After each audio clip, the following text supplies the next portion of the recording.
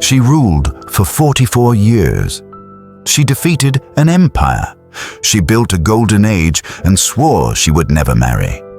She called herself the Virgin Queen. But was that the truth? Or was it England's greatest lie?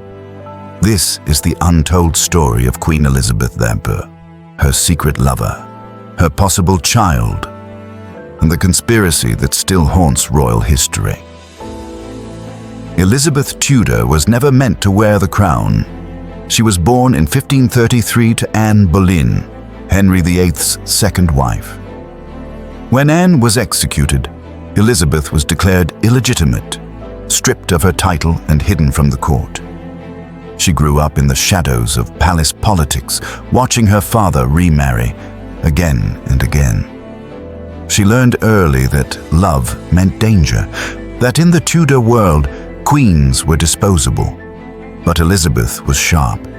She studied languages, philosophy, history, while pretending to be harmless.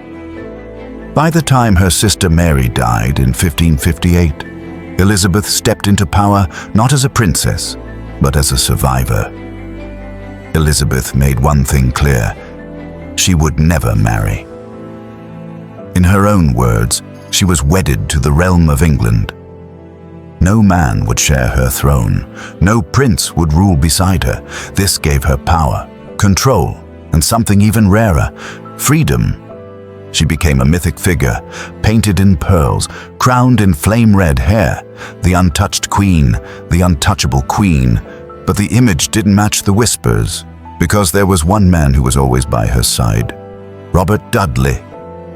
He was tall, handsome, and charming, a childhood friend, and the only man she ever seemed to trust. Robert Dudley was married.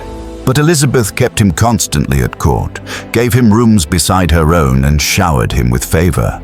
Foreign ambassadors gossiped, her ladies whispered, and even her counselors feared his influence. Then came the scandal. In 1560, Dudley's wife, Amy Robsart, was found dead, her neck broken at the bottom of a staircase. Was it an accident, suicide, or something darker? Some believed Dudley arranged her death to be free to marry the Queen. Elizabeth was forced to back away, publicly, but privately, she never gave him up. In the 1580s, a young man appeared in Spain claiming something unbelievable. His name was Arthur Dudley. He said he was the son of Queen Elizabeth and Robert Dudley. Arthur claimed he'd been raised in secret by a noble household. He had the education of a prince, the handwriting of a Tudor, and the charm of his alleged father.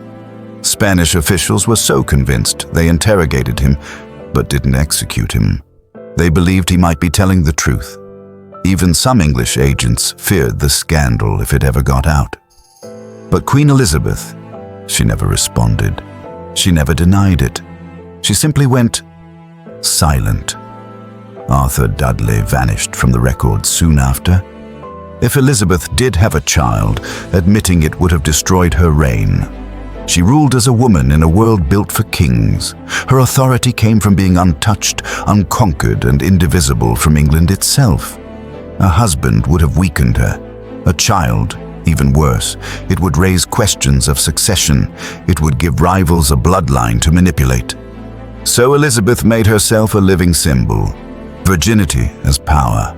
Solitude as strength. But behind the portraits and proclamations, she was human, lonely, tired, burdened by secrets no one was allowed to speak. Elizabeth I died in 1603. She never married. She named no heir until her final breath. She was buried in Westminster Abbey, above the grave of her sister Mary, the same sister who once imprisoned her. On her tomb, the Latin inscription reads, "She reigned with the mind of a king." But there is no mention of husband, no mention of child, only the silence of history. And in that silence echoes the question, did the Virgin Queen have a secret that England was never meant to know? Was it a scandal buried by power, or a myth polished into legend?